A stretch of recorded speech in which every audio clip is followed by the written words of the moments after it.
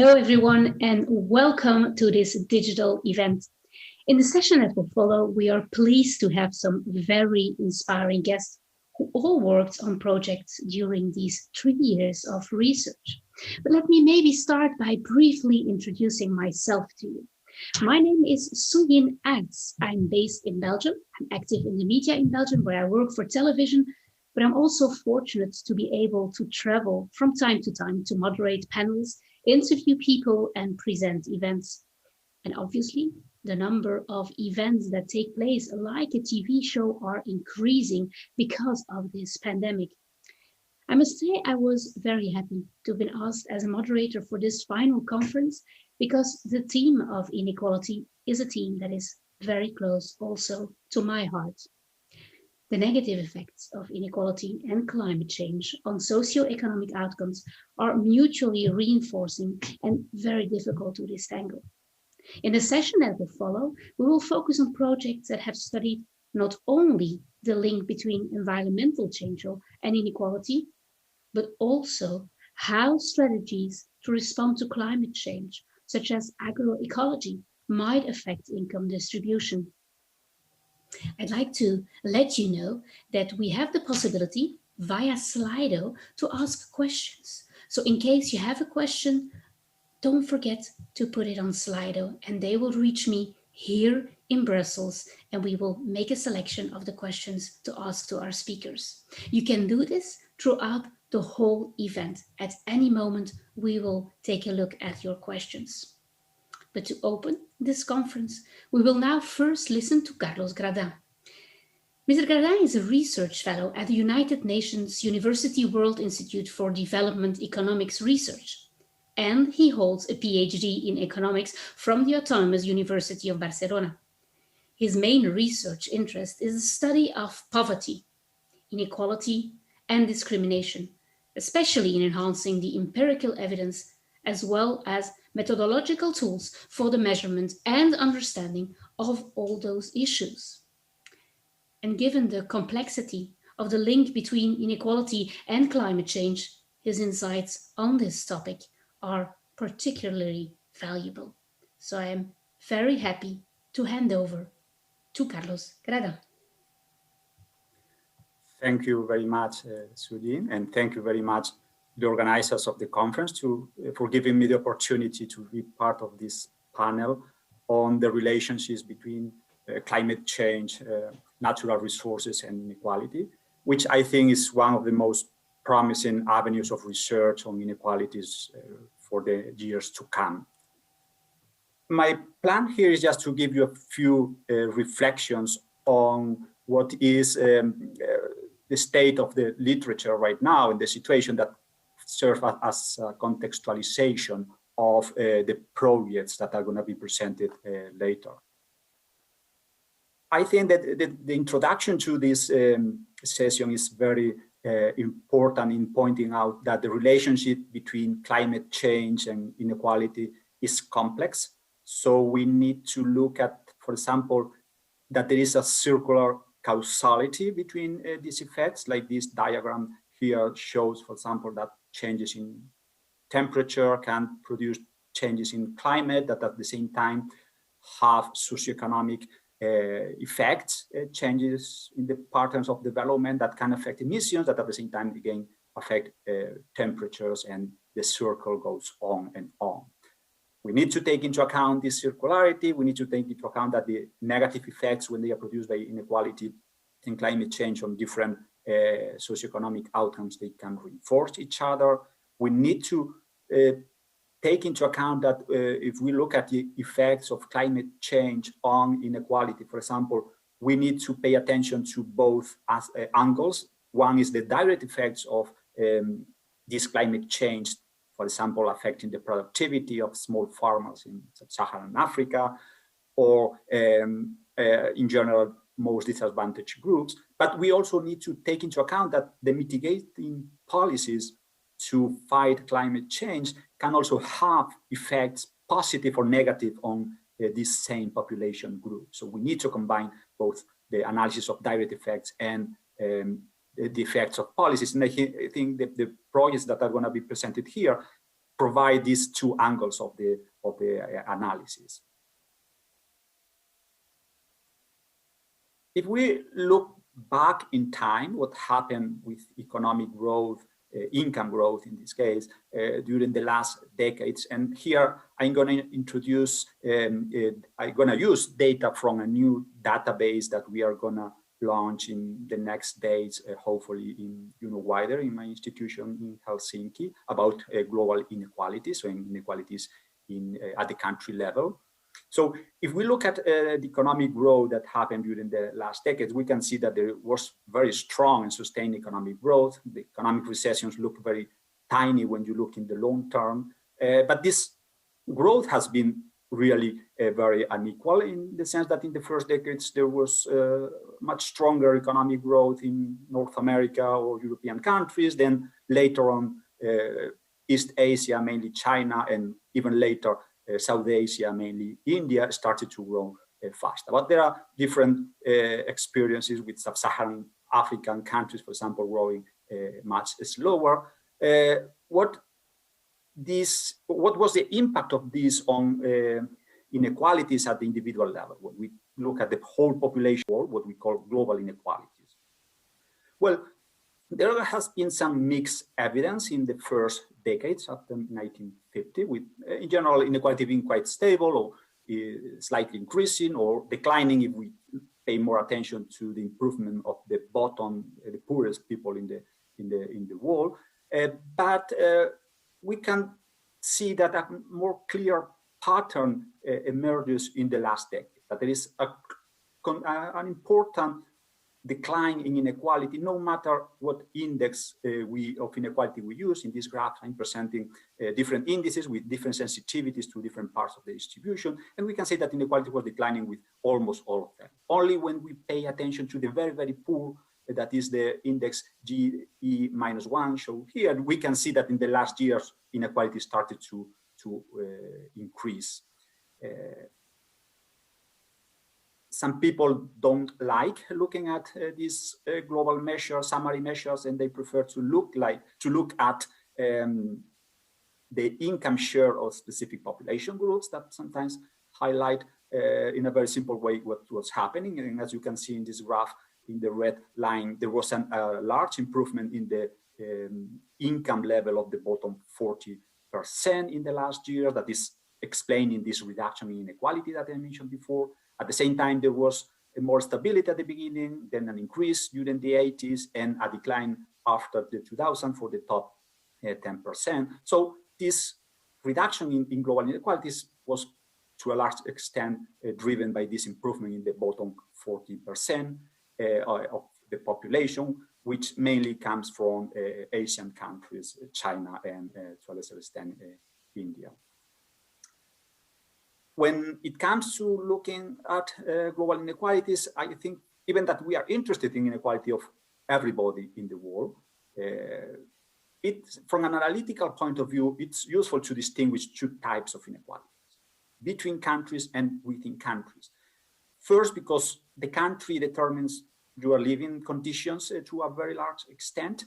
And second, because the impact of a specific phenomenon like globalization during the last decades or climate change, if that is what we are focusing here, can have different impacts on both components. No? The same forces that push the decline in inequality between countries because of this extraordinary increase in income in China can be at the same time explaining increases in inequality within several countries. No? And as you can see, in general, inequality within countries on average increase, or at least is highly persistent, much more persistent than inequalities between countries. So we need to distinguish at both. In this case, globalization could affect asymmetrically both terms.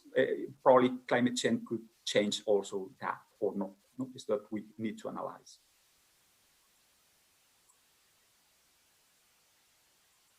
I'm trying to change the slide. Oh, no. So, and this increasing inequality within countries in the last years is also quite different, quite heterogeneous. No? On average, there is an increase, but you can see that also it depends on the region that we are concerned with, the experience is different. For example, inequality in countries like in regions like East Asia or South Asia or North America, inequality tended to increase during the last decades. While, for example, in Latin America or in MENA countries on Sub-Saharan Africa, the general trend was to decline inequality within countries. So it depends on the area we are interested in. The context is different. So, but as I mentioned, I think we should try to distinguish the impact of climate change on global inequalities through these two different channels, between countries and within countries. The extent to which it affects the income growth patterns across countries, for example, if it works as a deterrent for sub-Saharan African countries to catch up with the rest of the economies, we will see an impact on inequality between countries. However, if it affects mostly the distribution within countries, like if they affect the ability of disadvantaged groups to make their living, like producing, if, for example, changes in the weather reduce the productivity of a small farmer, this affects the distribution within countries, and the same if it affects the capacity of countries to redistribute through taxes and benefits. And we also should pay attention to other dimensions different than income. Like it's important also impacts that may have on health environment, on education, etc. There is an emerging literature pointing at these issues. For example, in the case of between country inequality, we have here, I have here two examples of recent papers which highlight the negative impact of climate change on inequalities between countries, in the sense that the consequences of climate change are disproportionately hitting poorest countries. And the cost of greenhouse gas reductions also tend to have a major impact on these countries.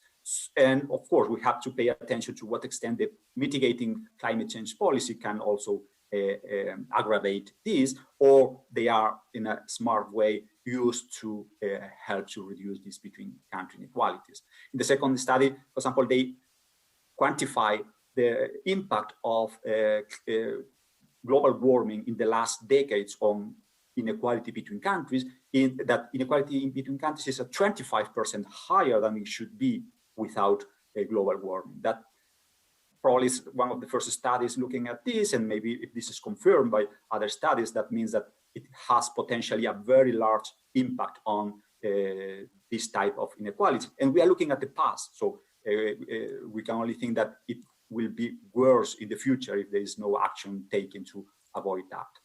In terms of inequality within countries, for example, this work by Islam and Winkle highlight the different mechanisms through which climate change can affect inequality within countries, mainly because disadvantaged groups are more exposed to the adverse effects of climate change, like, for example, weather changes that affect agriculture more than other activities.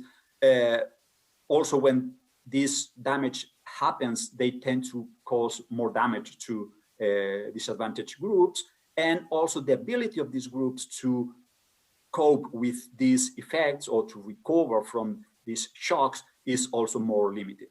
So ultimately, rich people can just leave the country, move to another country without and escape from those effects. So these are somehow the impacts that we should be concerned with. Also, more recently in the Human Development Report that has been recently launched, we can look also at some aspects of non-monetary effects of climate change, how it's affecting environmental health in particular. They find a strong association between countries having a higher human development index, that means higher income, education, and health condition. They also tend to have a healthier environment. And this imposes an asymmetry because at the same time, these countries with higher development indicators, they also are imposing a higher pressure on the planet through the material footprint. And this is the situation now, but the trend is also concerning because it tends to be aggravated. This is asymmetries over time. So just finally then, I think that we are going to have three very interesting studies. In one, they look at the impact of climate variability on social inequality in Vietnam. Also, we will see how changes in the climate can affect the environmental degradation, and this affects the fragility in the Lower Mekong River Basin region, and also the angle from the mitigation policies. We can look at how one of these policies, agroecological intensification, can help to reduce inequalities in sub-Saharan Africa. So thank you very much for your attention, and I'm looking forward to seeing these presentations. Thank you very much. Thank you so much, Carlos Gradín. I do have a question for you that reached us via Slido. Let me read it out for you. Diden's recent paper shows that between countries, inequality has decreased with COVID. Can you reflect on how the combined impact of the pandemic and of climate change could shape inequality in the near future? Well, I think it's still too early to know exactly what the impact of COVID is going to be on inequality between countries, but I'm a bit pessimistic. I think it's going to exacerbate those inequalities. There are some projections that some people did in terms of that since the growth perspective of some poor countries is they are having a worse performance in terms of economic growth, that will tend to exacerbate inequality. But the impact can be mixed in the sense that inequality is something that it depends on where in the distribution you look at. It's different if you look at the most, also the poorest countries, or if you look at the world middle class, or if you look at the concentration of income among the richest, so the impact can be different. But so in the best scenario is that the impact is mixed, but I think everything points at probably a decline or an increase in inequalities between countries that could add on the top of other trends like climate change that could exacerbate these inequalities. Okay. So what I hear is that you are, of course, we don't have figures yet, but you are more pessimistic in a way on what will happen on climate change and the effects of inequality due to this COVID-19 pandemic. Thank you so much, Mr. Gradín. It was very interesting to listen to you opening and setting the scene. So I'm now going to introduce our first speaker from one of the projects that will be presented today, and that is Grazia Pacillo from the International Center for Tropical Agriculture. She is a senior economist with more than 15 years of experience in research on food and agriculture system resilience, sustainability, and transformation, considering interconnected global and regional challenges, in premises, the climate security crisis. She will present us the main findings of the project on climate variability and inequalities, and this in Indonesia and Vietnam. We are completely ready for you, Ms. Pacillo. Thank you very much. I'm very happy to be here. Yes, I will be presenting this project that we have carried out in collaboration with the Mekong Delta Research Development Institute and with the World Bank as well. As you have correctly mentioned, we have carried out a comparative analysis covering the impact of weather conditions on inequality in Vietnam and Indonesia. Climate change and variability in Southeast Asia have been remarkable in the past 20 years. The German World, for example, estimates that half of Southeast Asia falls in the top 10 most affected areas by climate change and impacts for the past 20 years. And among these areas, Vietnam in the past years. For instance, in Vietnam, average surface temperatures have increased 1 degree over the last 40 years as well, warming even more. Between the end of 2015 and 2016, we observed that El Nino drought event has caused extensive impact on the income, especially of the poorer households. In the mountainous areas in the northern regions, we've observed an increased occurrence of devastating floods. And finally, even on the coastal area, we have 70% of the population that are really vulnerable, exposed to sea level rise and salinity. Similarly, in Indonesia, 40% of the population are facing high mortality risk due to multiple climate hazards such as tsunami, floods, landslides, you name it, drought, earthquakes, etc. So climate change has increased the occurrence of these events. Similarly, in these two countries, despite remarkable efforts in reducing poverty, we have a 10% to the 5.8% of poverty across Indonesia and Vietnam, respectively. We've observed an increase of inequality across the country, especially in Vietnam, for instance, inequality is widened even more in rural and remote areas, with the mostly populated by ethnic minorities. Whereas in Indonesia, what we have observed is that it has become the 6th country with the greatest wealth inequality in the world, with 4 richest people in the country having more wealth than 100 million poor people altogether. And this third inequality has been very localized. In Vietnam, for instance, we have increase in inequality, higher inequality, income inequality in northern mountainous areas, which are mostly populated by ethnic minorities and rural farming households, or in the central highlands, in those areas that effectively have been more affected by, for instance, the El Nino southern oscillation effects. Similarly, in Indonesia, we've seen an increased surge in inequality in Sulawesi, Kalimantan, and for those groups of the population that are most vulnerable to climate change, such as agriculture, farming households, rural households, or female, low-educated, and else. Great.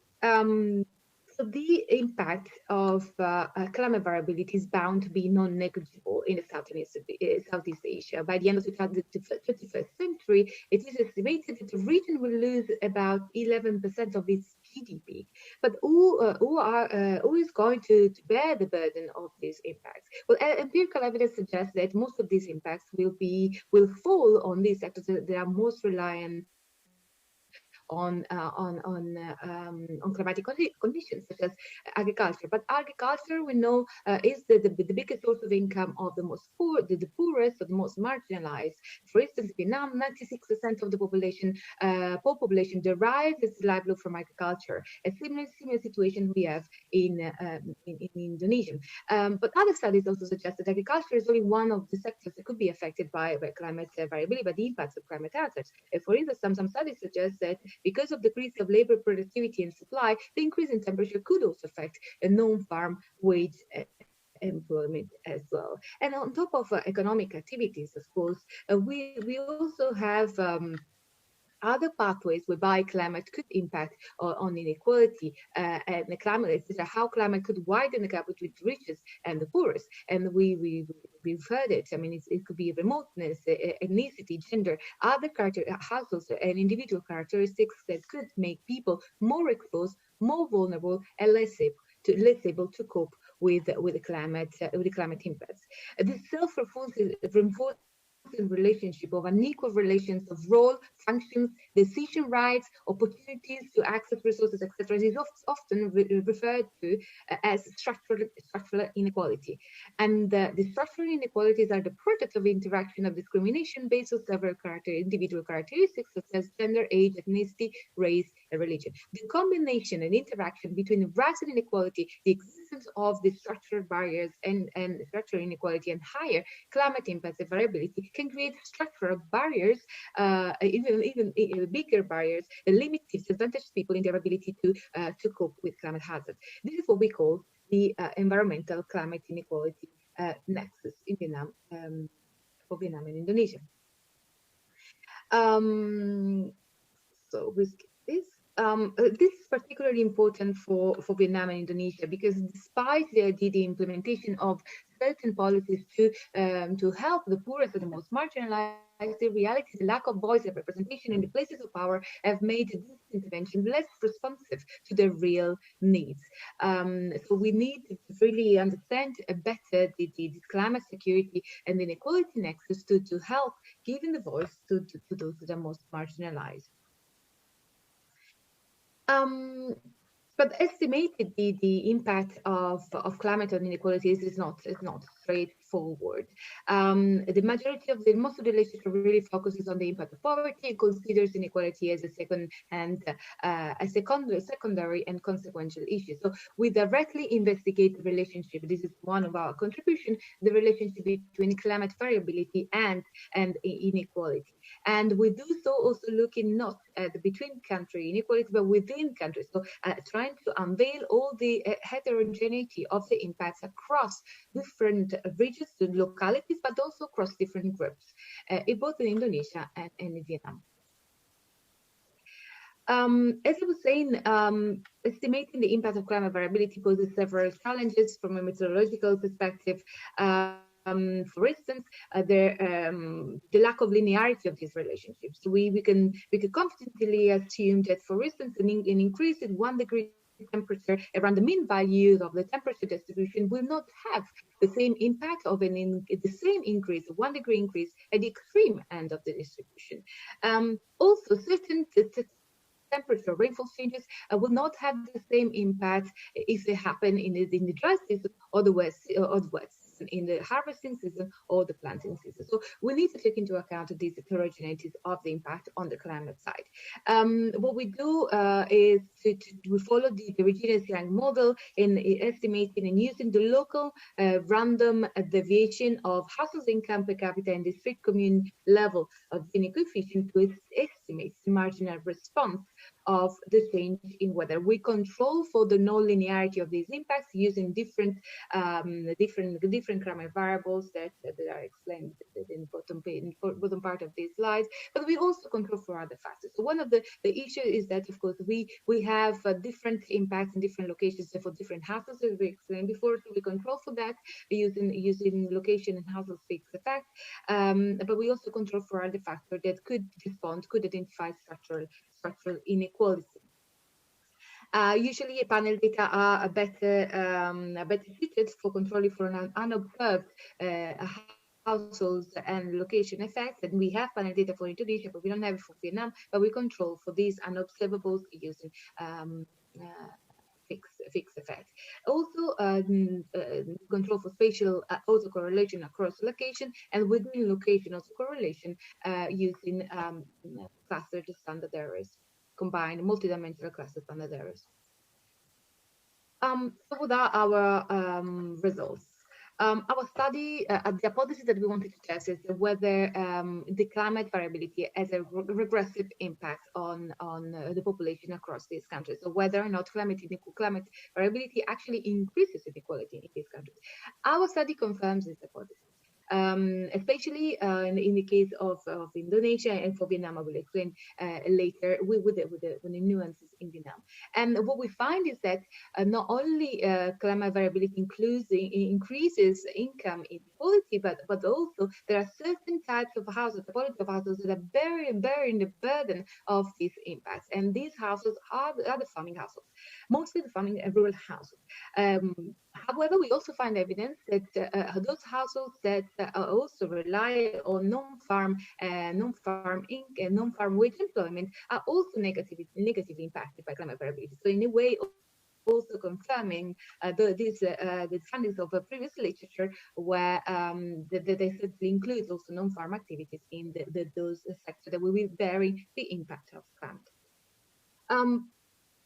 But what are the results at the country level? So in Indonesia, our findings are mostly in line with the previous literature. Those studies that postulated a negative effect, contemporaneous effect of changing weather on income will be observed. In fact, we find that the highest effect on total income, reducing effect on total income, is at the extreme ends of the distribution of the temperature, so below the 18 degrees and above 30 degrees. Once again, agricultural households are the ones who are experiencing bigger, significant reduction of total income. We need exchange of the temperature in the current years. And the farm income, of course, is the one that reduces most systematically across entire estimations. Among groups, poor, low educated, and those households who rely mostly on agriculture for their livelihood are the ones who are mostly affected. But as I said, we also find some evidence that non-farm income households, rural and female-headed households are experiencing also reduction of income. Across season, we found an interesting result, which is that the age of the households seems to matter in the impact that the climate has on income. And this is specifically to say that older households are actually the ones that are the more reliant on farm and wage income in the short term seems to be better in a way in coping with the immediate contemporaneous effect of the climate hazards. In reality, there are several studies that are saying that older people are less able to cope and to adapt to climate change in the short, to climate variability in the short term. But there are other studies that are also saying that these households are the ones that are most likely to use remittances and transfers as an insurance during period of high climate variability. And this is what we find in our study. So in line with Yang in 2007, essentially we see that older households are better to cope in the short term, but not in the long term because of the existence of remittances, these are remittances trusted. This is also something that we see in Vietnam. In fact, overall, what we see in Vietnam is that climate impacts are regressive, but in the first stage of our estimation, we find a positive effect of the impact of climate variability on the income. This is obviously unexpected result. It's not certainly in line with the previous lecture. But in fact, what we're missing there is again the role of remittances and transfers in the ability of these households to cope with the climate variability. In fact, in our second estimation, once we plug the variable of remittances and transfer, we want to control for the receipt of these short-term insurance mechanisms in a way, our impact, we find that the impact is negative when controlling for these factors. And in the rural, poor, ethnic minority, and young household heads are the ones that are bearing the most the highest burden of climate change. As I said, we also estimate the impact on the inequality measures of this Gini. This is pretty much in line with what I just said, with an increase of the Gini coefficient that estimated at community district level, respectively for Vietnam and Indonesia, across especially the poorest, the rural, farming, low educated people for Vietnam, and then for the poorest and the elderly in Indonesia. So what are the main recommendation that we put together? So the rural transfers or remittances, especially for the elderly, seem to really work well in the short term, but it's not a sustainable strategy. So what we are recommending is that the government and the education organization foster and encourage the adoption of longer term strategies such as climate smart practices, or the creation of some specific situations where elderly, low skilled, rural and households headed by women receive support in these moments, in these periods of high climate variability. In fact, even though the elderly population is small, this group of the population is the one that has the highest probability of falling into poverty because of the impacts of climate hazards. So the government should certainly adapt to conditional cash transfer to changes in climate conditions to ensure the participation of the elderly in these schemes. Similarly, ad hoc social protection schemes should be used to support women, especially in the rural area. We found that, of course, that women, especially in Sumatra, engaged in non-wage or in the informal sector type of employment that are receiving remittances and transfers are the ones that are actually vulnerable to climate change as well. In Vietnam, we find similar. We provide similar recommendation, but with the bigger change in terms of the structural inequality dimension to be addressed. So the first thing that we conversation also with the different stakeholders we've noticed is that there is need to provide timely support to groups, the most vulnerable to climate hazard. The government should really aim to coordinate or create a real-time monitoring for these climate impacts that instead in Indonesia we have not found. It is quite a good climate system, climate service. Again, the use of transparency remittances is not sustainable, so we should really look for longer-term strategies. But specifically for Vietnam, what we find is that agriculture is not the only sector that is vulnerable to climate variability. And in fact, the situation that the migrants, most of the migrants, they move to cities due to the very fast development of urbanization and the construction sector as well, are composed of both of the poorest and the marginalized people, mostly from ethnic minorities. And during this for example, during this time in the construction sector, they are effectively exposed to climatic conditions that are not as favorable as in other areas in other sectors. So providing enhanced social protection and formalizing the employment status of these migrants from especially from ethnic minorities will be important to enhance their capacity to cope with climate hazards. And in fact, what we are suggesting is that all the policies that are looking at the impact of the climate security inequality nexus to really address the overall, we have 3 specific recommendations that are related to, first, the need to monitor and effectively assess the impacts of the climate on inequalities. Second, social protection policies that are more targeted to the real needs of the people. And then finally, also strengthen the depth and the breadth of these protection policies in Indonesia and Vietnam, covering ethnic minorities, rural, female-headed households, and elderly. Thank you very much. Thank you, Mrs. Pacillo. And what I heard is you have to indeed look at the short term in one side, but also really think about the long term. And I heard you also relate to what Mr. Gradín was saying in the beginning, that you have the countries amongst and against each other that might have difficulties, but also inside a country you have quite some differences very often. I have a question for you. Could you give some examples of climate smart technologies which have proved to be inequality reducing? Absolutely. One of the things, the studies that we have carried out in our institute, in the Alliance of Biobasin International and International Tropical Institute for Agriculture, is to look at the impact of, for instance, of salinity intrusion for rice farmers in Vietnam, in the Mekong Delta. Mekong Delta is one of the most affected areas for the climate impacts, but also has experienced the highest surge in inequality. Most of this inequality is driven by differences in ethnic minorities, but also in the access to assets, resources, and opportunities by ethnic minorities, but also mostly related to the type of the sector, even within the agricultural activities.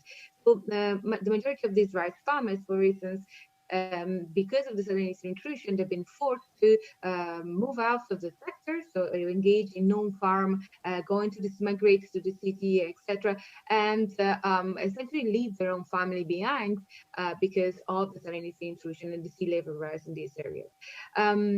As part of our research, for instance, we develop rice-tolerant varieties that are tolerant to the increase in the salinity, and we create, for instance, barriers to stop the intrusion of the seawater in the farms. So these are just a few examples, but essentially anything that makes agriculture more sustainable in the long run, and in light of these climate impacts, could provide farmers with a more resilient and sustainable livelihood. Okay, thank you so much. And of course, we will see you back in the panel discussion later when we heard all the speakers, as of course, all our speakers are staying with us, because at the end, we want to dive into a panel discussion. So really, don't hesitate to send your questions via Slido, and also all panelists.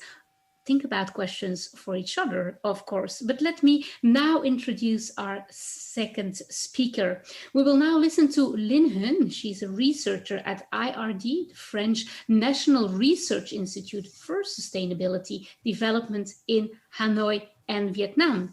And she has worked on the fields of anthropology and sociology on land and water management, and her current expertise and interests lie on the linkage between environmental stressors and social equalities and justice, including aspects of climate adaptation and resilience. Mr. Huynh will talk about the project in the Lower Mekong River Basin. Please, the floor is yours.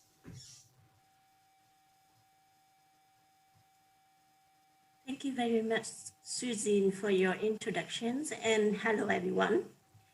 I'm speaking today on behalf of my research team, including Stéphane Ladré, Etienne Espans, and Alexis Courreau.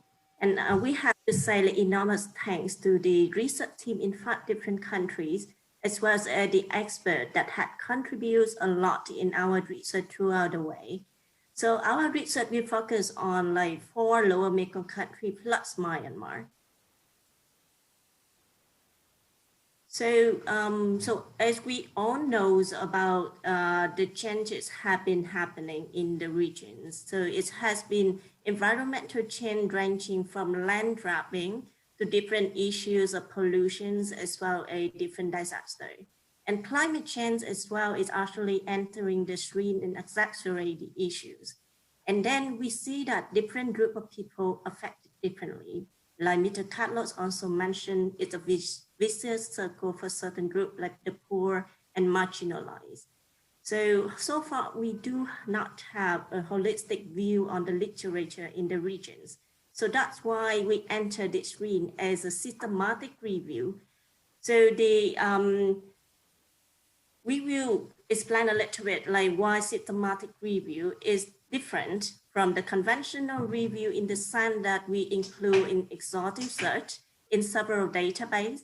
We're using different tools and techniques actually to justify our selections of literatures as well as the screening process.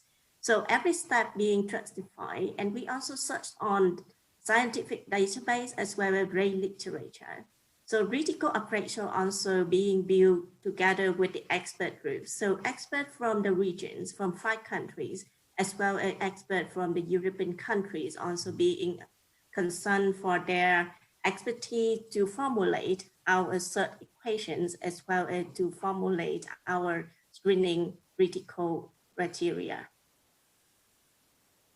So the process has been a little bit more than 1 year, starting in 2019. And we, of course, started with consulting different experts as well as formulating with the different research team. So in this presentation today, I will discuss with you the result of the systematic mapping, or we call scoping review.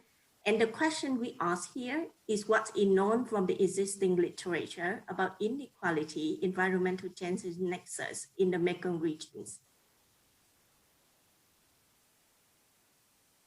So just walk a little bit about the methodology. So first of all, we talk about data collection. So we search on different database, but we formulated on a kind of equation, including 4 factors. It called PECO, P populations. It means different group of people like the poor, the vulnerable, the marginalized, as well as ethnic group. And you, of course, here it's harder for you to see it, but you could always see the detail in our working paper currently published on the EU facility. The second factor is exposure. Here we're looking at different aspects of environment, including land, air, water, climate, ecosystem, and forest. And we have a different factor as well. It's called comparator, or Cs here. It's between different group of people. It's before or after an event or disaster. It's floods, storm, typhoons. Or it's the change or between locations, or even the comparison between countries. So in that way, we're actually seeing the inequality between. And the last one is the outcomes, which is the different aspect where the research have been looking at in the way that whether there is inequality inequality, or there is different economic impact, like the well-being, or sometimes it's more like displacement or resettlement of different group of peoples. So by setting out on the keyword, we actually making sure that our search is running into the direction of more exhaustive. So we're looking at inequality environment in two-way direction as well, two-way relation. So inequality actually affecting the environmental conservation in some way. And then environmental change actually affecting people in different ways, causing more inequality. So it's a summary of what we did. So in total, after more than 2 months, we gathered more than 18,000 literature, including the Ray one. And then after duplication check, we had about 14,500. And I just work a little bit fast in the way that after the title and abstract screening, we ended up with about 6,000 items to read in full text, and it took us a little bit longer time in that step. So after reading the full text and also to extract the data into an Excel file for analysis, we ended up with more than 2,000 items that being collected, and that would be used for further analysis in this presentation of systematic mapping. So in overview, we have articles, report, books, and then thesis and conference paper. It published between 1978 until 2020. And in that way, you could see that majority of our database are in journal article. I also need to mention, we also took a search in local languages publication as well. But due to the time constraints and human resource constraints, so somehow at the moment, we only store them as certain collections. And then there could be chance that we could look at them in the future. So by looking at the distribution of research between countries and also between periods of time, that we could see Thailand actually leading in terms of publication on the topics of environmental change and their impacts, actually showing the inequality aspect. And it's growing quite a lot since 2000. And it's the same, it follows with Vietnam and Cambodia and Myanmar. And somehow we found a lot less publications on the issue about Laos. And we could see that since 2000, the publication booming and the explanation were discussed with the expert, and somehow after the 10 years period of 1990s that we have a lot of publications about research and development. And at that moment, people starting talking about the impacts and the inequality aspect. And by looking at the keyword, we already see like 3 key aspects that pop out of our database. That is, the first one is about tenure and rights and conflict issues. And climate change actually also come out as that really important factor. And the last one is pollutions and exposure to different toxics and issues like pesticides and air pollutions. So if we look at those 3, so the land tenure and right and the access are actually the strongest representation in our database. It also gives us a chance to really look at that later for further analysis in terms of systematic review or narrative synthesis. So that would be the main reason. Like two next slide, you will see the main reason of our research. So the darker the color, meaning the more research on that relation being presented in our database. So we could see that ethnic group and Highlander or the poor or the farmers actually are being affected a lot by different environmental stressors. And the similar aspect as well is for disadvantaged peoples.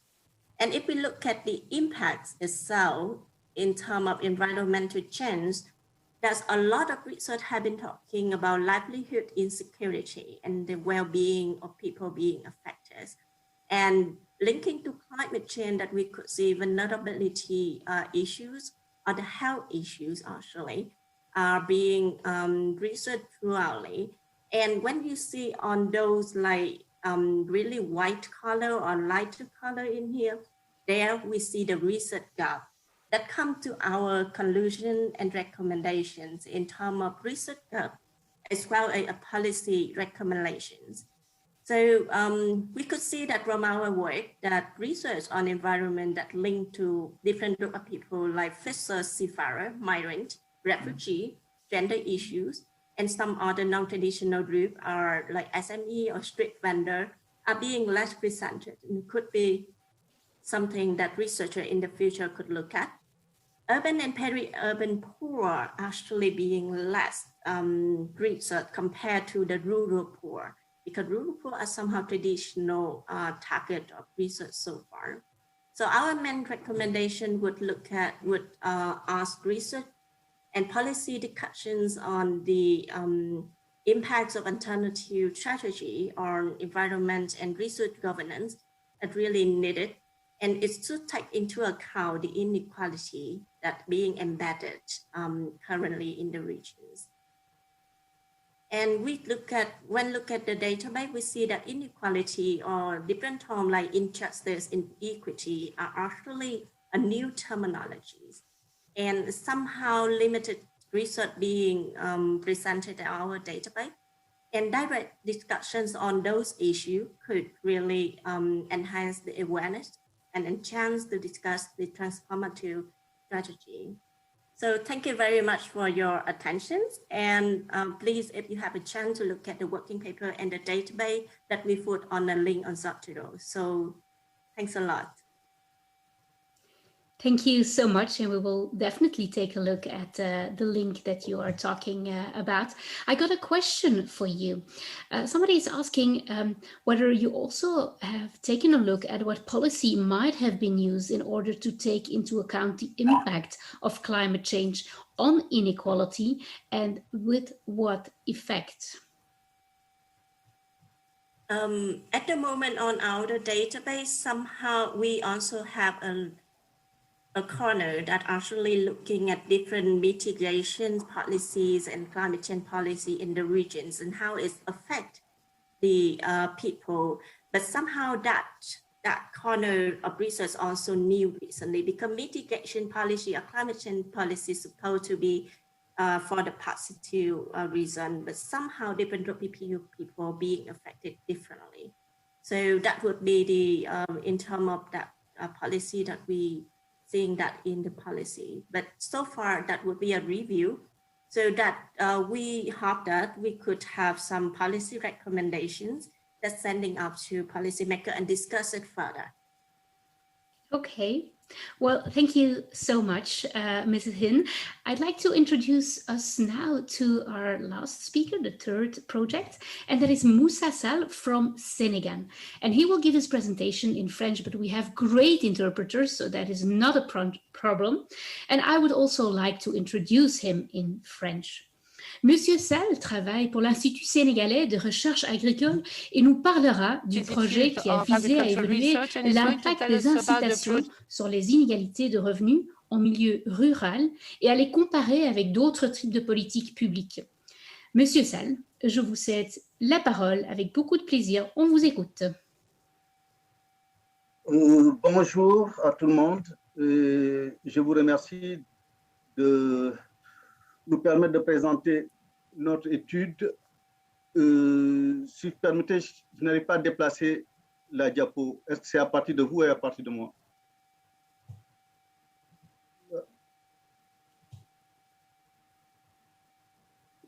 Vous dites, vous n'arrivez pas à bouger les slides, c'est ça? Les slides, ouais.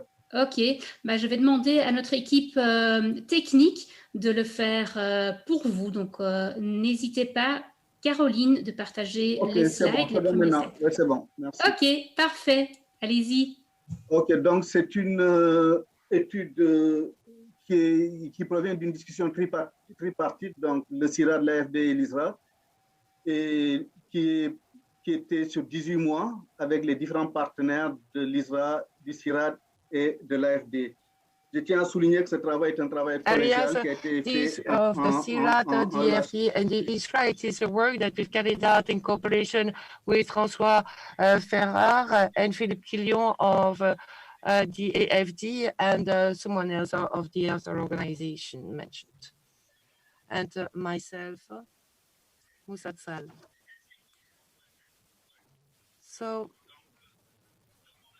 So poverty is endemic in Senegal. It affects a large part of the population, 50% of the population, particularly in the rural areas. And there are important differences between 10 cents and €1 per day per person.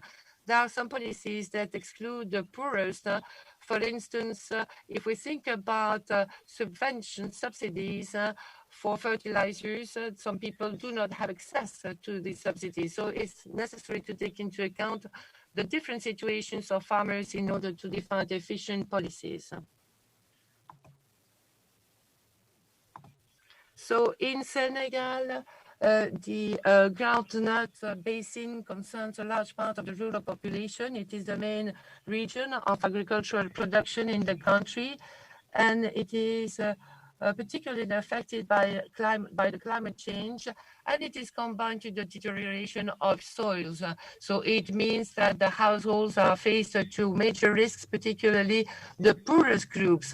So that's the reason why the groundnut basin is a particularly interesting area to study the impact of policies that promote agroecology. So we've decided to work with the CIAT and the EFD in order to see what we could do in the field of agrobiology and how we could improve the recycling of nutrients and also better use the natural resources. So the main motivation is that we are trying to discuss the problems related to ecological intensification. We try to improve the content of nutrients in the soils, and we try also to take into account the diversity of the species, and we try to reduce the mechanical impact on the soils, and we also try to have a better coverage. But we also try to improve the management of the fertility of the soils, and we try to use the recycling of nutrients. So these are different points that we use in order to improve the quality of the soils. So what are the main questions that we raised? What are the policies to promote agroecology? What are the kind of impacts we want to have on the inequalities? What's the kind of production? What are the conditions, the costs, and the benefits? And we've used a methodology that is to first make an inventory of inequalities in the situation concerning the problems of food safety. And we've also tried to examine the economic situation of the different categories. So we've also worked on the basis of the database. It is the project for the agricultural support. We have 4,080 households that were covered in 42 departments of the basin. So as far as the results are concerned, first of all, we've gotten results concerning the inequalities. And the map you can see represents inequalities in the different departments concerned. So we have the ratio between the 20% of wealthiest households and the 40% of poorest households. So we have 75% of the incomes of the households that come from the agriculture, and we have, if we examine the median income, 35% more important in the case of men as compared to women.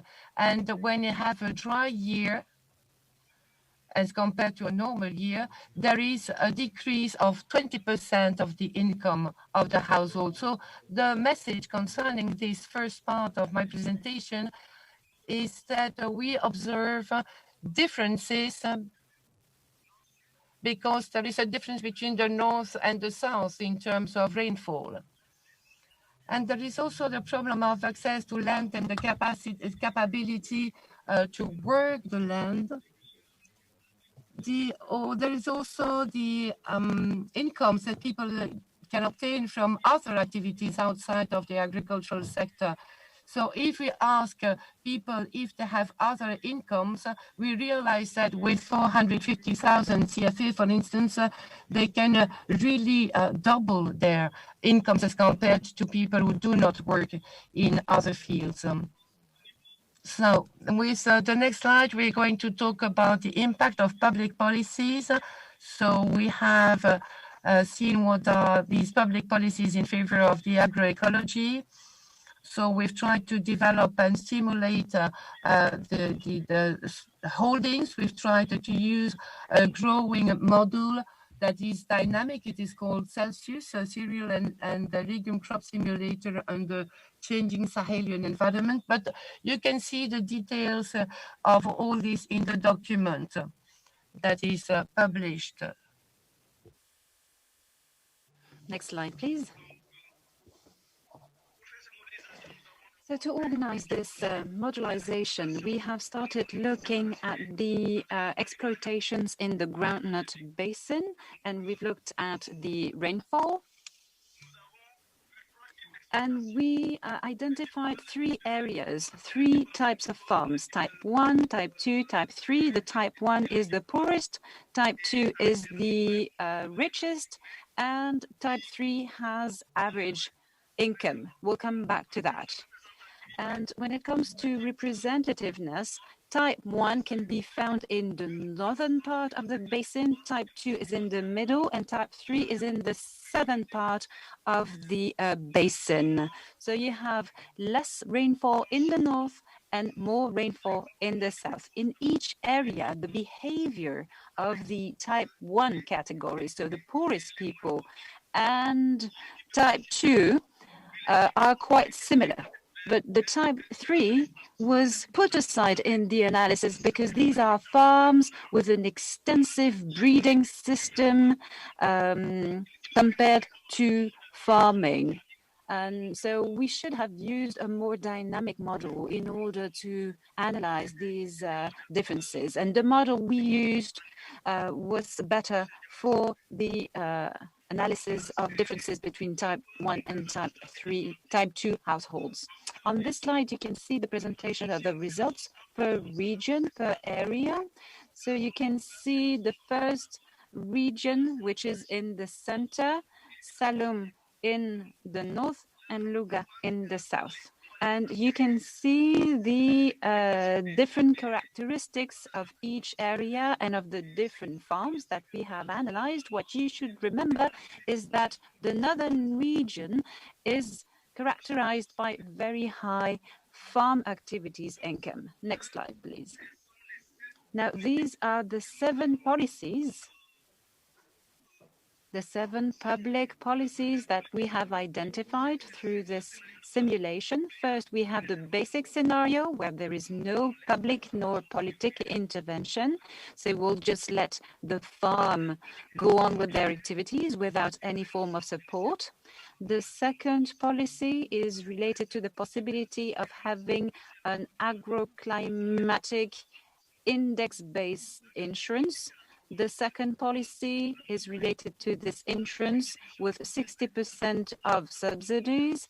The next policy is related to the possibility of having a subsidy for a lending program with the possibility of getting a non-subsidized insurance.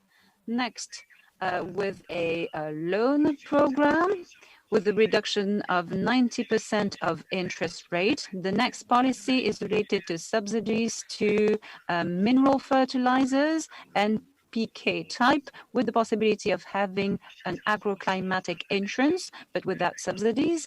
The next policy is related to subsidy to mineral fertilizers type NPK with a reduction in the prices of fertilizers by 50%. And finally, you have money transfers. And we've decided to look at the situation at national level, and we've looked at the households for which we have a maximum public expenditure of 150 euros. And we have decided to give 100,000 CFA francs. So that represents 150 euros. And that amount is cumulated and achieves almost 75 billion CFA francs, 113 million euros. And we've tried to be in line with the activities and the actions adopted by the state in order to assess the effect of this money transfer. Next slide, please. What are the main results that we have analyzed through this simulation? Let me tell you more about these results next to the impact on total income that you can see on this slide. We've also tried to analyze the impact on the volume produced, the impact on the agroecological surfaces, and the impact on inequalities. And we see that policies do not have the same effects according to the type of farm, but we haven't noticed a significant difference. So here you can see the impact on total income. And you can see the different references. You have the basic policy, and we can see that for the farms located in the center of the groundnut basin, the insurance and the subsidies for fertilizers are the solutions that enable us to have the strongest increase in total income for small farms. When it comes to the south of the basin, we see an efficiency for the program with interest rate and money transfer. There was no major impact in Luga for the type 2 households. And I suggest we now move on to the next slide. This next slide is now looking at it's not working. Next slide, please. Yes, sorry, we seem to have a technical problem. Yes, there seems to be a technical problem with Mr. Sall's PowerPoint presentation. But do you need the slides? Otherwise, we can go on while we are trying to solve the technical problem. Yes, let me go on. So the next slide was showing you the impact on the volumes produced. Here again, we realize that for the center of the groundnut basin and small farms, subsidies to fertilizers seem to be the most efficient policies, having a more significant impact on volumes. For larger farms, it's better to have subsidies related to the interest rate.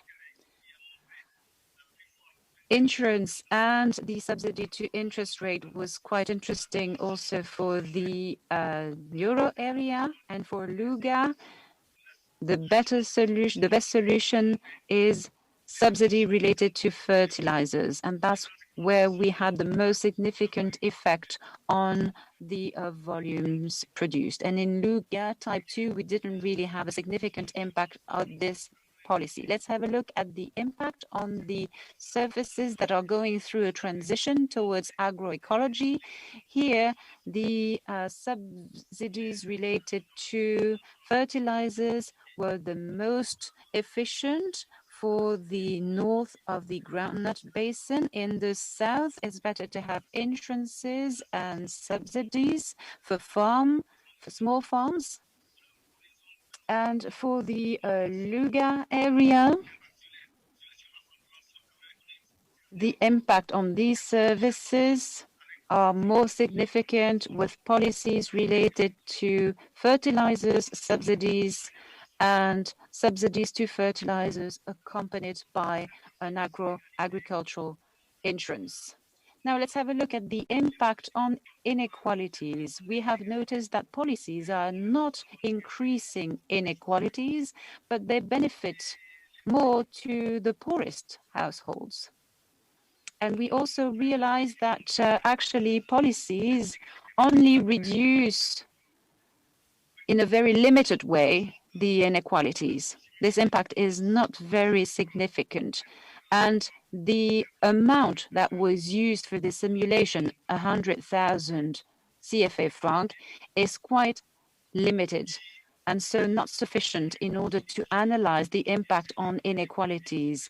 And I forgot to tell you that we were looking at the income of the poorest compared to the income of the richest. And there we can have results varying between 2 and 3.8. Now, what we should remember from this presentation is that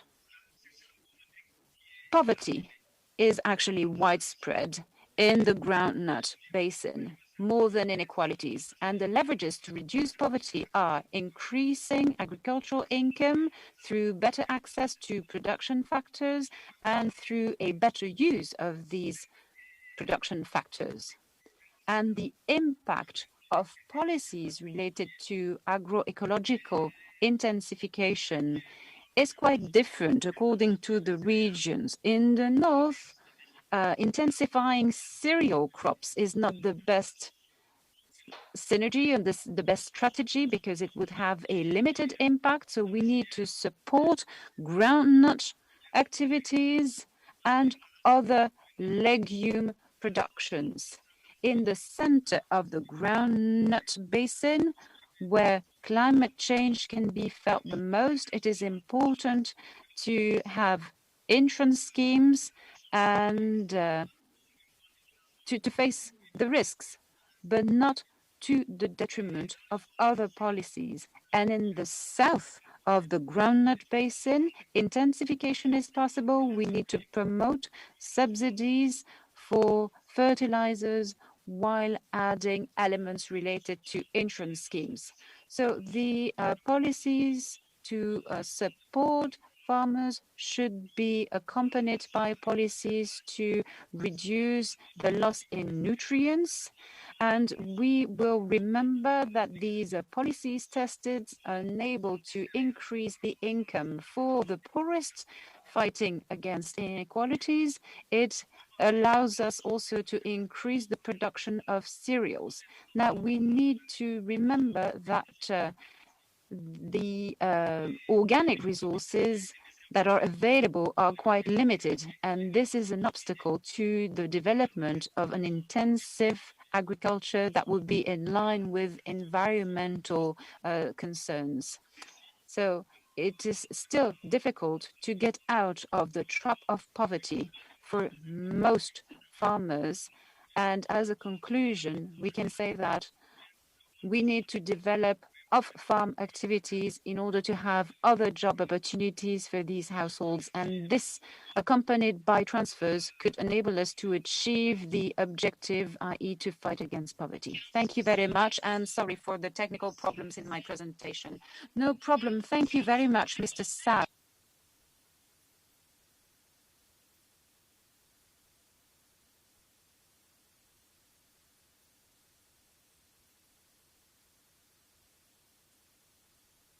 Our discussant Stefano Signori, and he will tell us more on what is next and the time also to take a talk with all the people that have presented their project. So I'll see you in 5 minutes sharp.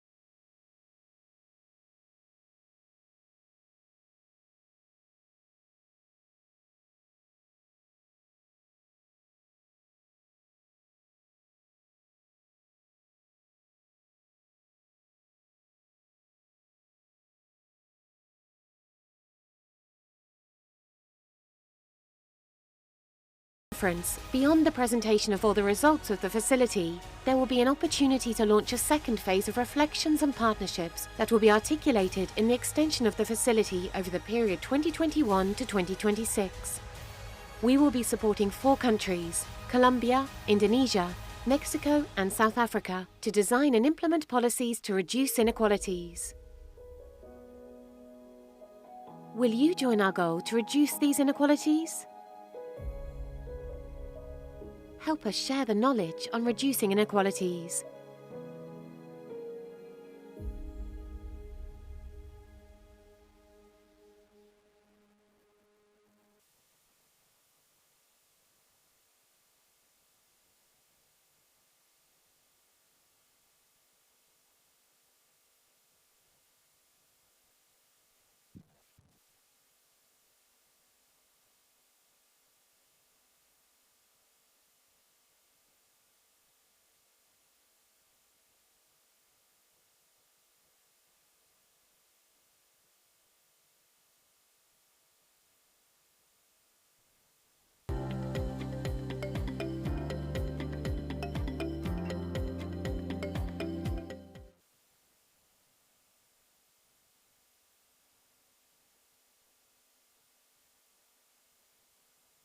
Welcome back to all of you. As said, just before the break, we will now listen to Stefano Signori.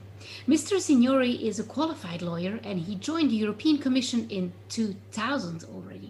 Currently, he leads the thematic work on sustainable energy, climate change, and nuclear safety.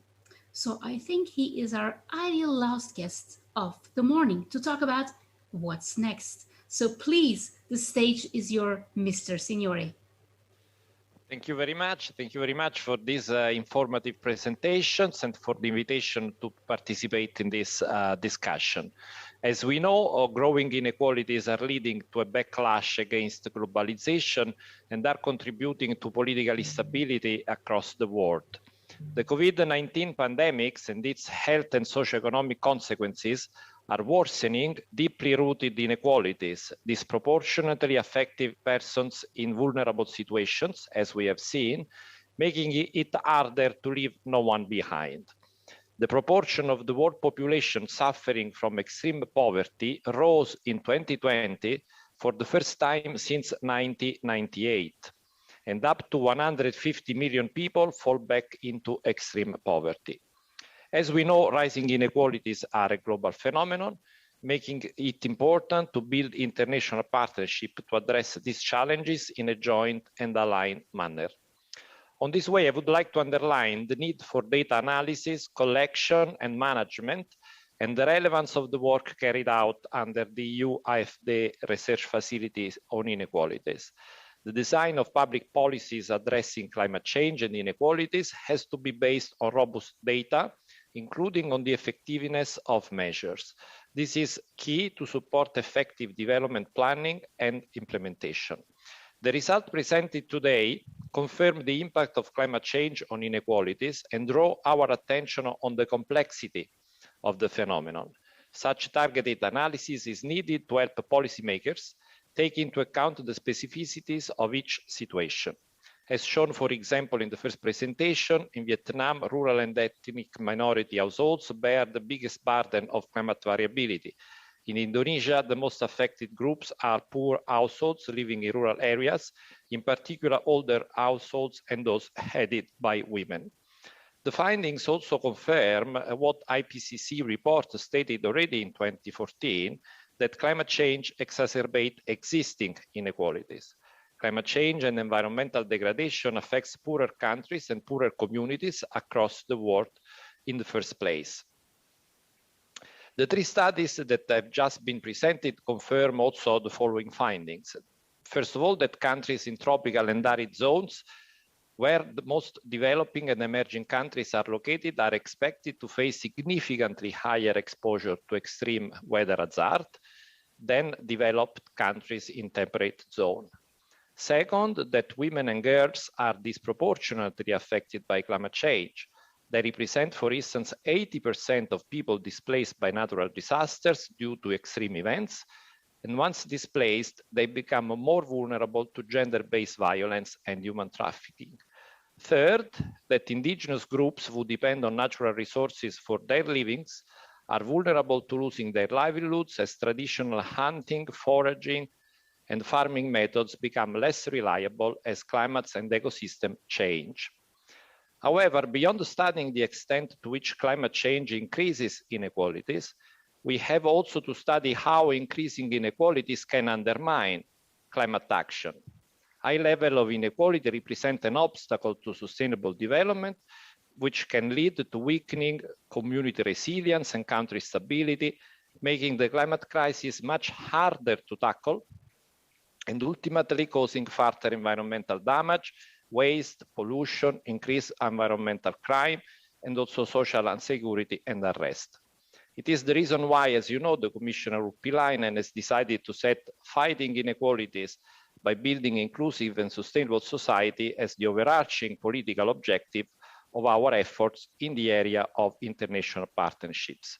This is fully in line with the priorities of the European Green Deal and the Green Recovery Agenda, which should be green, digital, just, and resilient, as our President von der Leyen said. This is a recognition that a successful low-carbon transition depends on social, economic, and environmental inclusion. This is the essence of the notion of just transition. While the process of transforming economies to become more climate-friendly offer opportunities to make economies more inclusive and resilient, on the other hand, the poorest and most vulnerable to the impacts of climate change should not pay the highest price from the policies that aim to address climate change. It is here that researches such as the one conducted on the condition for implementing support for inclusive agroecology in Senegal are particularly relevant. They illustrate the need to understand and take into account the complex mechanisms underlying inequalities, farm sites, condition for access to land, gender inequalities, location, in order to conduct public policies in agroecology that respond to both climatic and inclusive development challenges. Therefore, the question here is how we can ensure that the green transition also serves as a tool to move towards a just and sustainable transition for all, and further support our partner countries in reducing social and economic inequalities. This is not automatic, as we have seen, in terms of the correlation between income and, for instance, carbon emissions. I think there is one element that has not been sufficiently discussed in the public debate so far, and it is the rise of the middle class, the global middle class. If indeed it is well noted that those in the top 10% of income and the bottom 50% are responsible for inversely disproportionate carbon emission level, respectively 49% for the 10% and only 7% for the bottom 50% respectively, it is more rarely said that the global middle class, the 40% of world population, was responsible for 44% of the global emission in 2015 and for almost 50% of the increase. The global middle class earning between $10 and $100 per day per capita more than doubled from around 1.8 billion in 2009 to 4 billion today, and is projected to grow to 5.3 billion in 2030. More than half live in Asia, and 88% of the next 1 billion will also live in China, India, or another Asian country. With 5 people emerging into the global middle class every second, the question is if a growing urbanized middle class is compatible with the 2 degrees pathway. Some worry that without effective mitigation policies and strong change in behaviors, a fast-growing middle class could drive the world off an emission cliff. Therefore, the role of the cities. The cities offer unique entry points for partnership and to support administrators, mayors in new middle-class metropolis. The support should include aggressive low-carbon urban planning, energy-efficient building, mass transport system relying on e-mobility, as well as green energy solution. The research presented on inequalities and environmental changes in the Lower Mekong River basin also illustrate very well the rise of inequalities through anthropogenic environmental degradation in the region, including the construction of dams, over-extraction of underground water, pollution from fast developing cities, deforestation, sand extraction, etc. But also show the need to address and mitigate the risk of any accelerated rural transition and its impact on the economy, employment, and rural to urban migration trends. A green growth that creates jobs and tackles inequalities remain a political challenge, requesting new policies and technologies to prioritize those who are more in need. Among the new policies expected to develop in the coming years, I would like to highlight the phasing out of environmental harmful subsidies. The absolute value of fossil fuel subsidies, nobody knows exactly. Only for consumption, it is estimated at around $400 billion per year. The fiscal burden imposed by subsidies means fewer resources are available to fund alternative approaches, such as renewable energy technologies. But subsidies also absorb a lot of money, and the money could be used to support the poor in a better targeted way, also because those subsidies are, in general, regressive. Current lower fossil fuel prices mean that countries have a unique opportunity to remove subsidies for fossil fuels and or to raise taxes on high emission fuels without major additional impacts on, on the end consumer. This could lower the risk of negative distributional effects and social unrest, which frequently blocks a reform. Let me conclude with the reference to the notion of carbon inequality, which is, in my view, interesting to keep in mind when it comes to the inequality climate nexus. Carbon inequality designates basically the unequal starting point of the world's richest and poorest in accessing the remaining atmospheric carbon budget to improve living standards and lowering vulnerability to climate impacts. It's not a black and white, and is a complex notion. If high-income population contribute most to cumulative greenhouse gas emissions, they also have greatest capacity to invest in mitigation, option to limit climate risk exposure and adaptation. And the richest 10% live in every continent. The poorest population contribute the least to emissions and suffer disproportionately from climate change impacts, as we know. An equitable distribution of resources to tackle climate change now needs to include the rich wherever they reside, prioritizing the use of the remaining carbon budget for those who deserve it the most. Efforts are urgently required if we are to avoid the most dramatic consequences of climate change, and I'm sure that the work done and presented today goes in the right direction. It will help partner countries to show their highest possible ambition in their new updated climate plans, and to scale up action to ensure they actually meet their climate target. Thank you very much.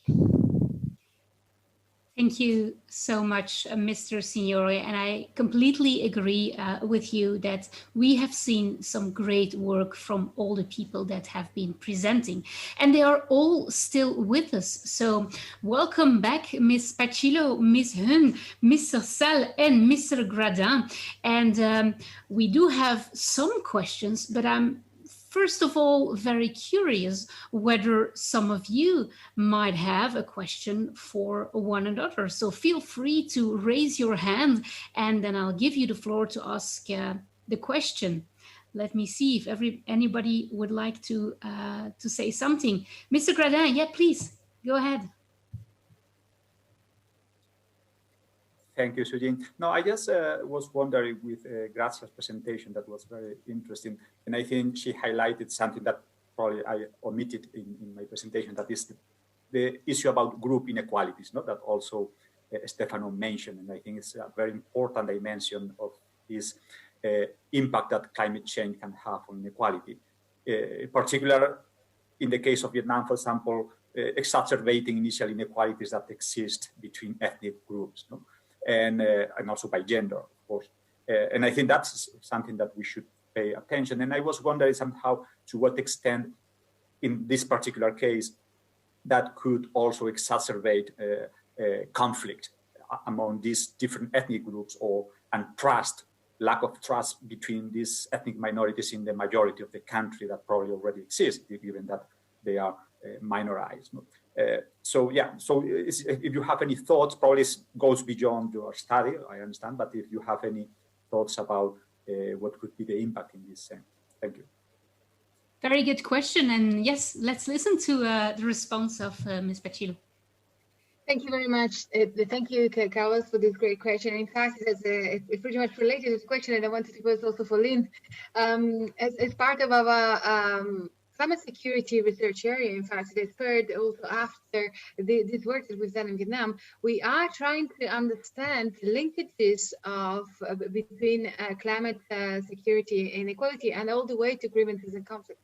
And one of the studies we have just recently launched the research, well, not recently, a couple of years ago, the CGR focused on climate security. You can also check out our website, a little bit of promotion here. But we've also recently launched a PhD program with Wageningen University and the Stockholm International Peace Research Institute to exactly investigate what we were talking about for Vietnam. For the Bangladeshi Delta and also for the Sahel region. And specifically for Vietnam, we just started the analysis linking essentially the impact of climate on inequality all the way to human security and social security as well. And what we are starting to see is that despite the fact that in Vietnam we don't have officially recognized data and evidence of the occurrence of conflicts and tensions.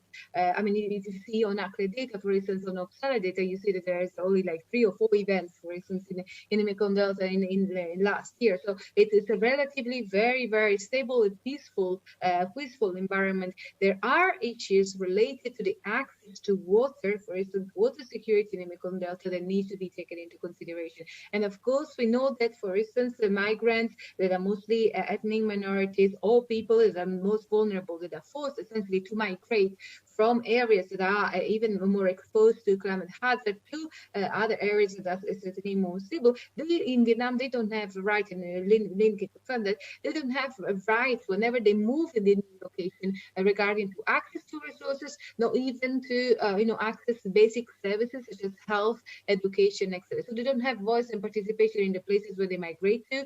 And if this is spurred and exacerbated by climate, of course, here we have a problem of representation and issues. However, specifically with conflict, so what do we know about this relationship is that climate doesn't, the literature says the climate doesn't directly impact on conflict and human security. What it does is it exacerbates existing risks and insecurities. One of these is, of course, inequality, especially when in presence of structural inequalities such as the ones related to ethnicity, gender, education, and as linked and limited by the political representation, we would expect an important impact on security in the country. Of course, there are mitigating factors such as institutional political setups, etc. But of course, we would expect that there will be an increase in grievances, tensions, specifically at community level. And in fact, we've carried out a similar sort of analysis for Ethiopia. And for the Central American Dry Corridor, and for the project together with the CIPRI, with Stockholm International Research Peace Institute, and the WFP, so the World Food Program. And what we find is indeed that climate is exacerbating existing risks and threats that actually increase the risk of conflict in these countries. Thank you. And did you say, Ms. Pacillo, that you also had a question for Ms. Huynh? Exactly, yes. Yeah, go ahead. Thanks a lot. Yes, it's related still to climate security and the link between climate and conflict. We all know that the Southeast Asia is considered sort of like a peace heaven in either way, despite the recent events that, of course, we all know about. But the Asian peace seems to be the trend across many countries in Southeast Asia. But I was pleasantly surprised, or not unpleasantly surprised, but of course, because it's in line with the research that we are doing, that from the systematic review that you've done, you found a significant correlation or network relationship between climate and conflict. So I was wondering whether you could elaborate a little bit more on where you found such connection, and to what extent would that the intermediate factors that you could have identified between conflict and climate that could explain this relationship? Thanks a lot. Actually, our database showing the correlation with what you just mentioned, that climate change actually not causing direct conflict, but more like exacerbate the conflict or somehow create more problem to those people that under into the disadvantaged situation. So conflict in our database showing a lot. In the case of land issues, like land grabbing is a big issue in the region. So somehow different investments coming to the region, creating land conflicts. It conflict between the local community, especially the ethnic group in the mountainous area of Thailand, of Myanmar, is a recent population saw it. And it's also conflict between different ethnic group of different communities because the land resources being less available. And some other parts also, the other discussion we had with Jean-Christophe Diapart, is he the expert in Cambodia, he said there is an ongoing movement of lowlander to the highlanders. And in that part, lowlander is facing problems, or we could call inequality in the lowlands. So they find a way to mitigate that by moving to the highland, and in some way causing some conflict between them. So different issue creating conflict in the region. So those are just some really dominant aspects. And then climate change, when it happens, so any change in the climate exacerbate that issues. So that would be the data that we have seen. But then the direct conflict caused by the climate change is not represented in our data. Okay, thank you, Mrs. Huynh. We had a question, Mr. Sall, for you, Monsieur Sall. Est-ce que je peux vous poser une question? I think there is a problem with. Il y avait une question qui était adressée. No, for you, Mr. Sall. It is a question that we found in the Slido. So in fact, you talked about the groundnut basin, and someone was wondering whether the results that you obtained in the framework of your study are results that could be used for other basin regions in Africa, or not at all.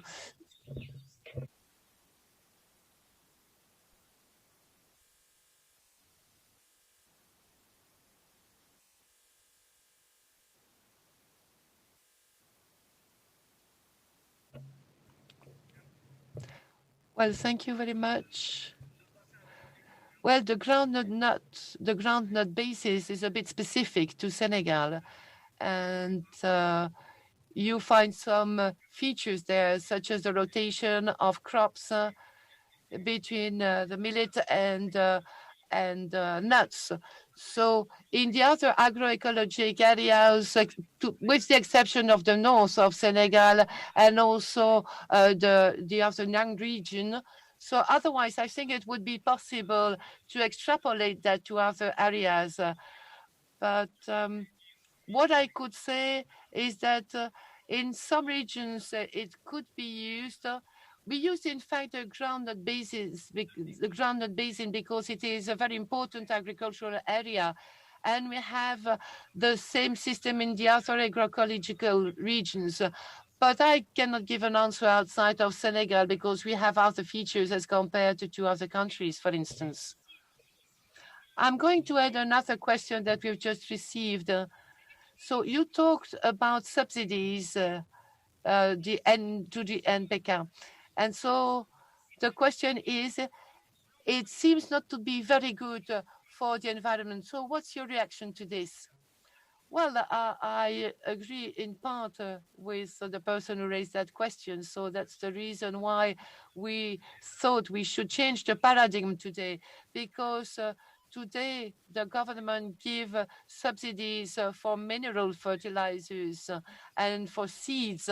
So we try to change the paradigm by saying that all this money that they give to for these mineral fertilizers could be used, for instance, in other agroecological systems where we focus on organic possibilities to try to have a richer soil, because the problem is that the agricultural system that we have has exhausted the soils.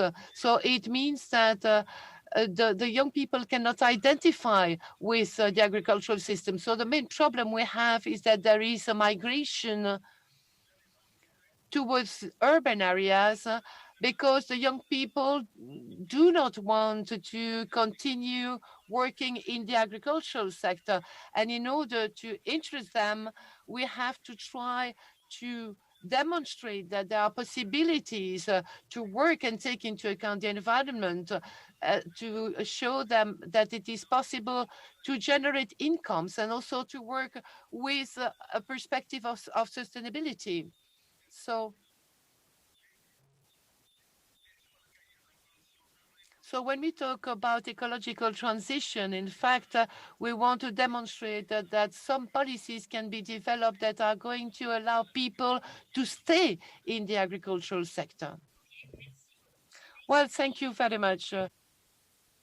Following the translation. So basically, it is not so easy to see in what's happening in one country, in Senegal, in the peanut basins, to take it to other countries, because it's something quite specific.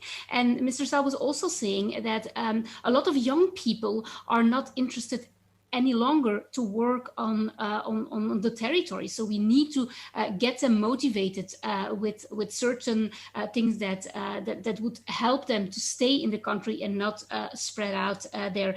I have another question because Mr. Signori was talking about the Green Deal, and I wonder, Mr. Gradín, would you think that working on the Green Deal will indeed help us also to reduce the inequalities that we have in the world?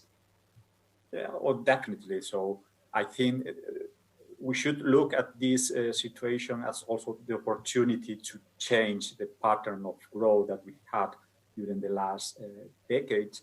And that will help both to improve development, or to look for ways to improve development while at the same time improving the environment. And the case probably mentioned for Senegal of agriculture, of agroecology, probably is one example in which probably you can combine improvement in the environment with improvement in the development of less developed areas. No?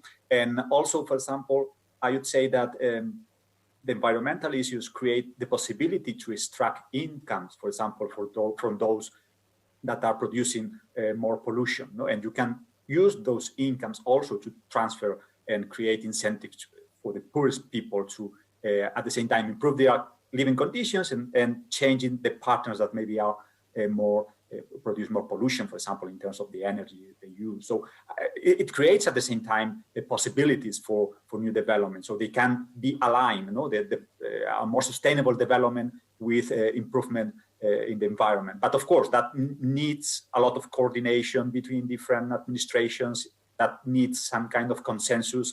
That probably is also something that should be explored. You know, to what extent these affected populations, they are really aware or not about these challenges that we are facing and whether they come from.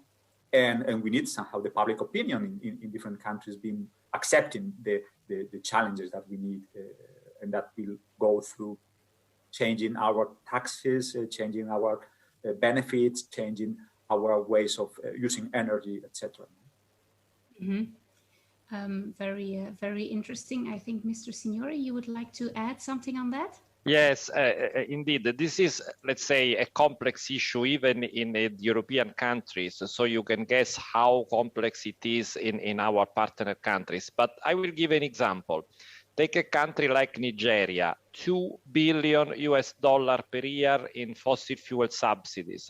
So you can do a lot of things with $2 billion per year by targeting this money to the poorest households, you know, cash transfer, social protection, education. Of course, the fact is that these are very popular subsidies, so it's not easy to phase out or to put in question. We have seen in Nigeria, we see in Ecuador, Many times even the poor are in the street to try to defend the subsidies that most of the time are regressive, that they benefit more the middle class and the rich, because if I have a car or a truck, I will benefit from the subsidy. If I don't, I will not benefit. So what I want to say is that these policies are complex to manage, require a lot of leadership, require, let's say, sophisticated policy mix. And of course, we are ready to help. But in the end, it is, let's say, of course, government responsibility to try to accompany this and try to make it sure that, as it has been said by Carlos, let's say, to extract the money from the richest to channel to the more vulnerable part of the society. But it's not easy. Over. Yeah, indeed.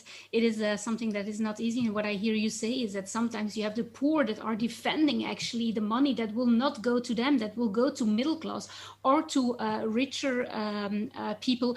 I really wonder whether you ladies have something to add on that, because you are working very specifically in Asia. Is there things that you can share with us based upon what the Green Deal and the fact that we work on making a sustainable world also an opportunity to think about inequality and to try to see an opportunity there? Yeah, Ms. Huynh? Yeah, just to add in that, because actually with our research on the programs, we discuss about the policies and whether, like Dr. Gradín already mentions about business as usual probably is not the good way anymore. But somehow when it comes to policy actions, and then you could see we call developing countries, it means at the moment the focus and also the dominance ideas about that is actually about growing. And in that way, you could see investment coming to Myanmar causing different problems, but it's still a dominant way is still going. So we actually discussed that with some different research institutions, as well as some, like if you heard about Mekong River Commissions as well, we discussed with their expert.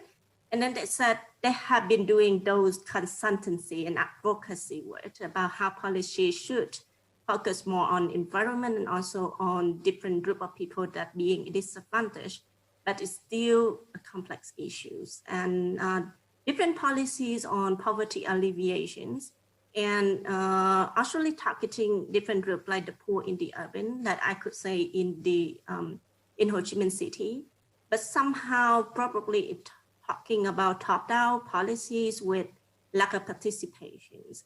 There are discussions on that in Vietnam, but until it being implemented in different resettlement policy, in different projects actually linking to mitigation policy linking to climate change, to clear out the canal in the way that reduce pollutions and also create more green space in Ho Chi Minh, but actually resettling a different group of people to a different way, especially the migrant from the rural area. So just one example. So actually no more like transformative things is going on, but the discussion is there. But I know that I also know Andres is currently working on that transformative idea with Indonesia and Vietnam. So just, I hope that we could continue with research linking to policy dialogue.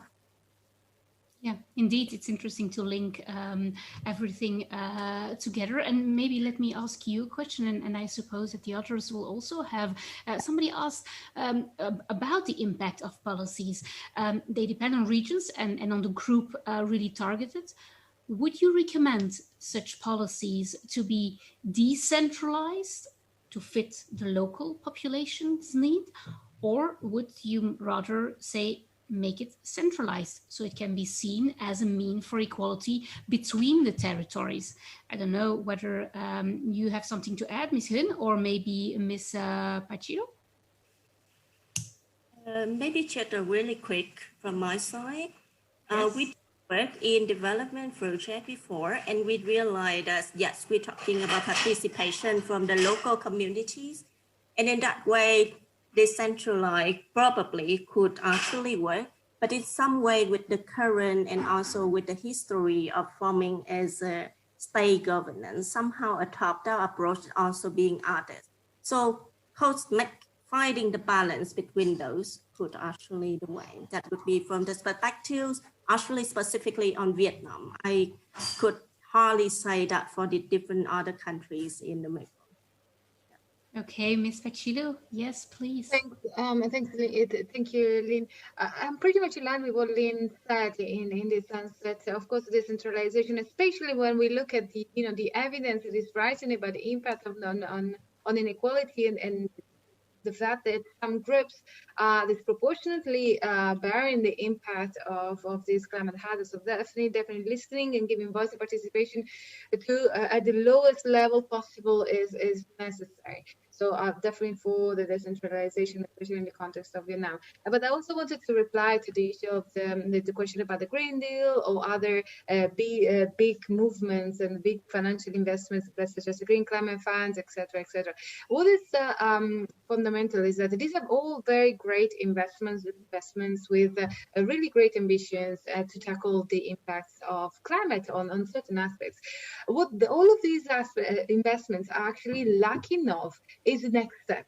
So we know, for instance, that these climate funds and investments are actually going to reduce and mitigate the impact of climate on several aspects, be it agricultural productivity or food security, etc. But do we know about the longer term, not the longer term impact, so the next step of these impacts? When we introduce a huge amount of money and on certain sectors such as agriculture or other related to climate, what are the balances of power that we are actually changing, even at community level? So, for instance, if we give to the rice farmers in the Mekong Delta that are subjected, affected by the saline intrusion, the possibility to change a shift to the shrimp farming because of all of the issues related to the rice farming, etc.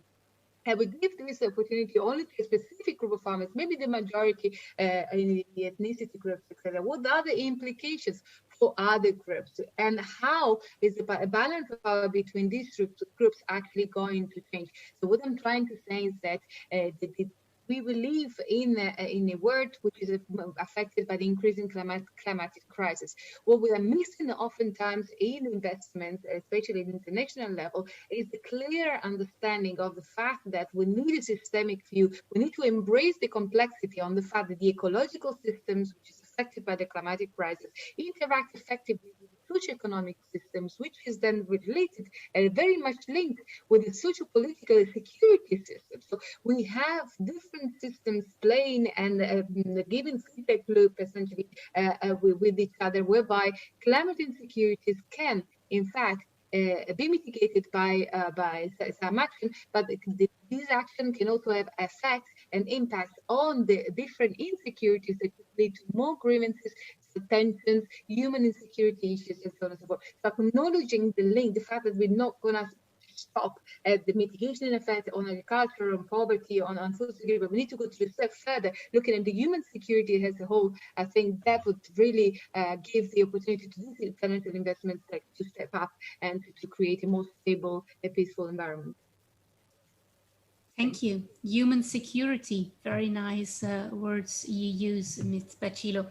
And we are almost at the time that we have to wrap up. But what about turning roles? And we had Mr. Gradín that opened the conference, and we had Mr. Signori that closed everything. So let me give first a last word to Mr. Signori, and then I'd like to end with Mr. Gradín to give his final thoughts about, we heard interesting thing, it's about leadership, it's about security for human, it's about looking to certain things. So please, Mr. Signori, can you share last things that you would like to share with us?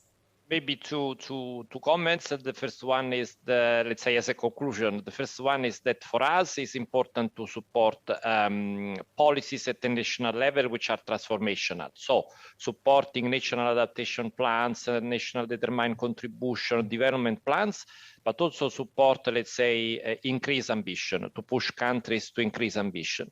And the second element I would like to mention is that in our Global Europe program, our program for the next 7 years. We have an increased budget for climate and environmental action to 30%. So it's quite important, let's say, ambition level for our cooperation. And for that, I mean, we plan to launch transformative programs at the national and regional level in line with what was discussed today. Thank you very much again, and happy to have been participated to this conversation. Over. Thank you so much. And I think Mr. Sall would like to add something. Is that correct? Did I see you raise your hand, Monsieur Sall? Est-ce que je voyais que vous aviez encore quelque chose que vous aimeriez partager avec nous? I saw you raise your hand. No, I did not raise my hand, but I fully agree with what has just been said and discussed. The major problem we're facing, and we were facing when we tried to simulate and test policies, is that each policy can correspond to different types of farms, and then there's differences between regions. And it's really difficult to define one single global policy. The government is trying to promote subsidies to inputs in order to promote production and encourage production, but this is a short-term solution. And what we have seen more and more is that poverty was endemic and limited to rural areas, but now it's coming to urban areas. And in the last few weeks, we had to face frustration resulting from the restrictions adopted following the health crisis. And this is showing that poverty is becoming widespread. And the question is to know whether we need to go on promoting subsidies for agriculture in rural areas, because indeed that's where you have people who are very numerous and who are vulnerable, or should we find other solutions that would be more specific, because now poverty is gaining ground in urban areas. So we need to strike a balance between rural areas and urban areas.